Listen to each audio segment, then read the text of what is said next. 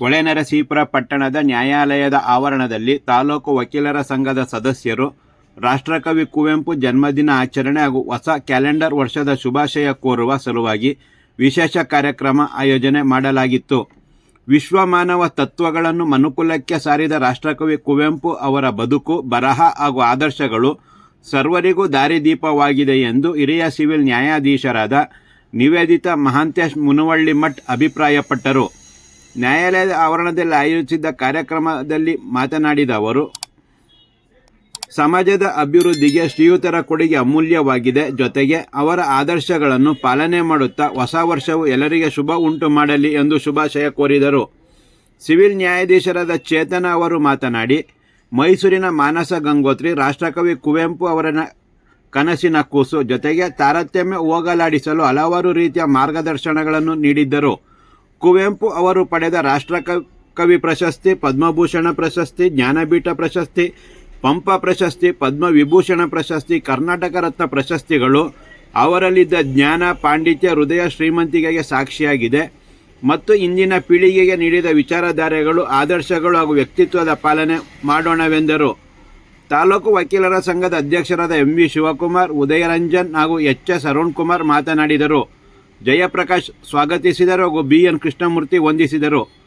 ಕಾರ್ಯಕ್ರಮದಲ್ಲಿ ಹಿರಿಯ ವಕೀಲರಾದ Ramaprasanna, Purushottam, Ravish, C M. Ashok, U R. Satish, Maitri K N., K S. Prakash, K R. Sunil, Rajashekar, Shweta, Sunil, Ramprasad, Shivakumar, Manjunath, Naveen, Shivanna, Shekharappa, Shashikumar, Lavanya, Ashakumari, Asharani, Sangeetha, Rani, Jyothi, Anusha, Chandrashekar, Raghavendra, Praveen, Krishnamurthy, Puneeth, Prashanth, Krishnegowda ಹಾಗೂ ಇತರರು ಉಪಸ್ಥಿತರಿದ್ದರು.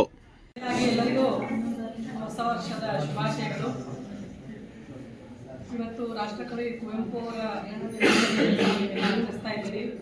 ವಿಶ್ವ ಮಾನವ ಸಂದೇಶವನ್ನು ಸಾರಿದಂತಹ ಶ್ರೀ ಕುವೆಂಪುರವರ ಸಾಧನೆಯನ್ನು ಇವತ್ತು ನಾವೆಲ್ಲ ಸ್ಮರಿಸುತ್ತಾ ಜೊತೆಗೆ ಅದನ್ನು ಸಹ ಒಂದು ಏನು ಆಚರಣೆ ಮಾಡ್ತಾ ಇದ್ದೀವಿ, ನಿಜಕ್ಕೂ ಸಹ ತುಂಬ ಅರ್ಥಪೂರ್ಣ ಅನಿಸ್ತಾ ಇದೆ.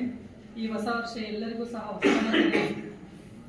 ಎಲ್ಲರೂ ಇದೇ ಉತ್ಸಾಹದಿಂದ ಈ ವರ್ಷವನ್ನು ಕಳೆಯೋಣ ಅಂತ ಹೇಳ್ತಾ ಎಲ್ಲರಿಗೂ ಆ ಭಗವಂತ ಆಯುಷ್ಯ, ಆರೋಗ್ಯ, ಐಶ್ವರ್ಯವನ್ನು ಕಾಪಾಡಲಿ ಅಂತ ದೇವರಲ್ಲಿ ಪ್ರಾರ್ಥನೆ ಮಾಡುತ್ತಾ ಈ ಒಂದು ಸಮಾರಂಭಕ್ಕೆ ನನ್ನ ಮತ್ತು ನಮ್ಮ ಮೇಡಮ್ ಅವರನ್ನು ಕರೆಸಿ ಈ ಒಂದು ವರ್ಷಾಚರಣೆಯ ಆರಂಭದಲ್ಲಿ ಈ ಒಂದು ಏನು ಮಾಡೋದರ ಮೂಲಕ ನಿಮ್ಮ ಸಂತೋಷದಲ್ಲಿ ನಮ್ಮನ್ನು ಸಹ ಪಾಲ್ಗೊಳ್ಳುವಂತೆ ಮಾಡಿದ್ದಕ್ಕೆ ಎಲ್ರಿಗೂ ಸಹ ಮತ್ತೊಮ್ಮೆ ಹೊಸ ವರ್ಷದ ಶುಭಾಶಯಗಳನ್ನು ಹೇಳ್ತಾ ನನ್ನ ಒಂದೆರಡು ಮಾತುಗಳನ್ನು ಮುಗಿಸ್ತಾ ಇದ್ದೀನಿ. ದೇವರವ್ರಿಗೆ ಆಯುಷ್ಯ, ಆರೋಗ್ಯವನ್ನು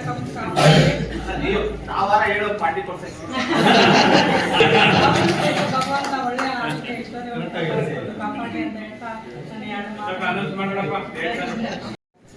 ನನ್ನ ಗಣ್ಯರಿಗೂ ಹಾಗೂ ಈ ಕಾರ್ಯಕ್ರಮದಲ್ಲಿ ತೆರೆದಿರುವಂತಹ ಎಲ್ಲರಿಗೂ ಕೂಡ ಶುಭ ಮುಂಜಾನೆಯನ್ನು ತಿಳಿಸ್ತಾ, ಮೊಟ್ಟ ಮೊದಲಿಗೆ ಮೇಡಮ್ ಹೇಳಿದ ಎಲ್ಲರಿಗೂ ಕೂಡ ಹೊಸ ವರ್ಷದ ಶುಭಾಶಯಗಳನ್ನು ಹಾಗೂ ರಾಷ್ಟ್ರಕವಿ ಕುವೆಂಪುರವರ ಹುಟ್ಟುಹಬ್ಬದ ಏನಿದೆ ದಿನಾಂಕದ ಶುಭಾಶಯಗಳನ್ನು ಕೂಡ ತಿಳಿಸಲಿಕ್ಕೆ ಇಷ್ಟಪಡ್ತೇನೆ. ಮತ್ತೆ ಈ ಒಂದು ಹೊಸ ವರ್ಷದಲ್ಲಿ ಎಲ್ಲರಿಗೂ ಕೂಡ ಈ ವರ್ಷದಲ್ಲಿ ಎಲ್ಲರಿಗೂ ನಾವು ವಿಶ್ ಮಾಡುವಂತ ದೊಡ್ಡ ವ್ಯಕ್ತಿಗಳಲ್ಲಾದರೂ ಕೂಡ ಎಲ್ಲರಿಗೂ ದೇವರು ಆಯುರ ಆರೋಗ್ಯವನ್ನು ಕೊಟ್ಟು ಕಾಪಾಡಲಿ ಅಂತಲೂ ಕೂಡ ನಾನು ಆಶಿಸ್ತೇನೆ.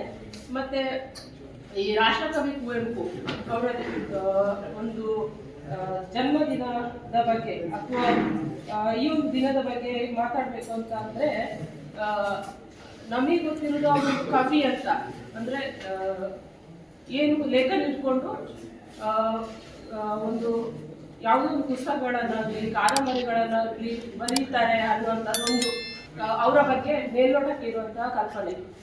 ಈಗ ಹೇಳಬೇಕಂತಂದ್ರೆ ಯಾವುದೇ ಒಂದು ಆಡಳಿತದಲ್ಲಿ ಆಗಲಿ ಅಥವಾ ಬೇರೆ ಯಾವುದೋ ವಿಚಾರಗಳಿಗೆ ಯಾವುದು ಸಣ್ಣ ಪುಟ್ಟ ತಪ್ಪುಗಳಾಯ್ತಂದ್ರೂ ಕೂಡ ಅದು ಆ ಲೇಖನಿಯಲ್ಲಿ ಅವರು ಖಂಡಿಸ್ತಿದ್ದವರು.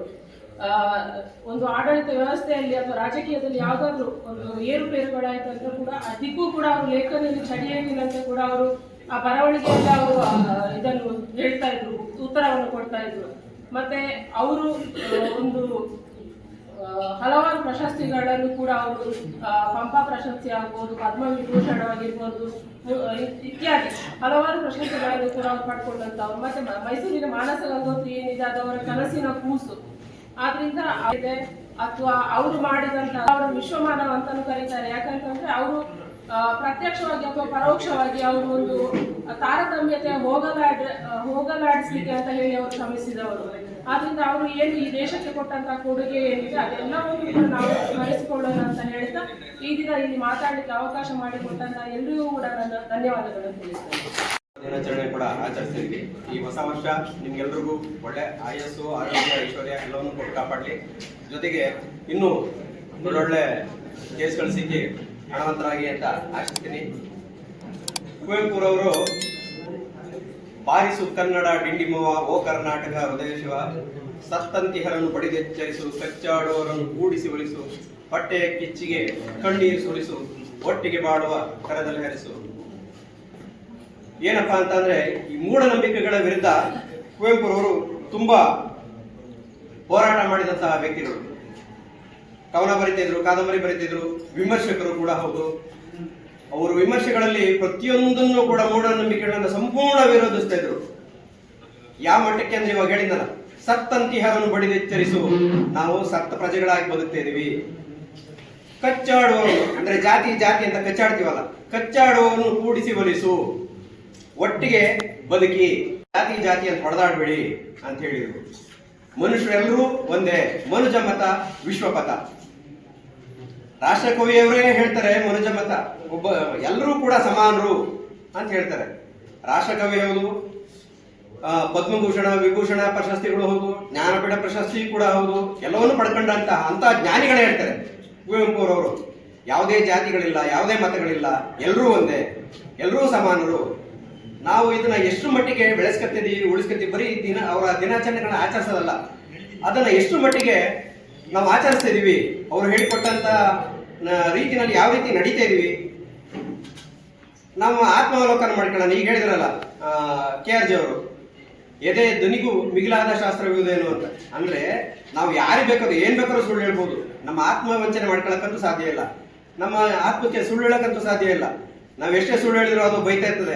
ಬೋಳಿ ಮಗನ ನೀನ್ ಏನು ಅಂತ ನನಗೆ ಗೊತ್ತು, ನೀನ್ ಬೇರೆ ಮುಂದೆ ನೀನ್ ಎಷ್ಟೇ ಸಾಚ ಅಂತ ನೀನ್ ಹೋಳ್ಕೊಂಡ್ರು, ಎಷ್ಟೇ ಸಮರ್ಥಿಸ್ಕೊಂಡ್ರು ನೀನ್ ಏನು ಅಂತ ನನಗೆ ಗೊತ್ತು ಅಂತ ಹೇಳ್ತದೆ.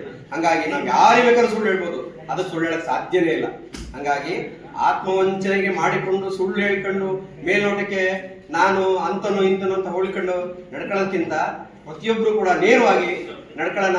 ಎಲ್ರಿಗೂ ಕೂಡ ಪ್ರತಿಯೊಬ್ಬರಿಗೂ ಒಳ್ಳೆಯದನ್ನೇ ಹಾರೈಸೋಣ, ಎಲ್ರಿಗೂ ಒಳ್ಳೇದಾಗ್ಲಿ. ಏನಂತಂದ್ರೆ ಎಲ್ರಿಗೂ ಒಳ್ಳೇದು ಯಾಕೆ ಹಾರೈಸ್ಬೇಕು ಅಂತಂದ್ರೆ, ಯಾರು ಹುಡ್ತಾ ಬೇಕು ಅಂತ ಕೆಟ್ಟ ಮಾಡಬಹುದು, ಅಥವಾ ಕೆಲವೊಂದು ಸಂದರ್ಭದಲ್ಲಿ ಪರಿಸ್ಥಿತಿ ಕೆಟ್ಟವನ್ನಾಗಿ ಮಾಡಬಹುದು. ಹಾಗಾಗಿ ಎಲ್ರಿಗೂ ಕೂಡ ಒಳ್ಳೇದಾಗ್ಲಿ, ಎಲ್ಲರೂ ಒಳ್ಳೆಯದಾಗೆ ಬದುಕೋಣ ಅಂತ ಹೇಳ್ತಾ ಈ ಸಂದರ್ಭದಲ್ಲಿ ಮಾತಾಡೋಕ್ಕೆ ಅವಕಾಶ ಕೊಡೋದಕ್ಕೆ ಧನ್ಯವಾದಗಳು.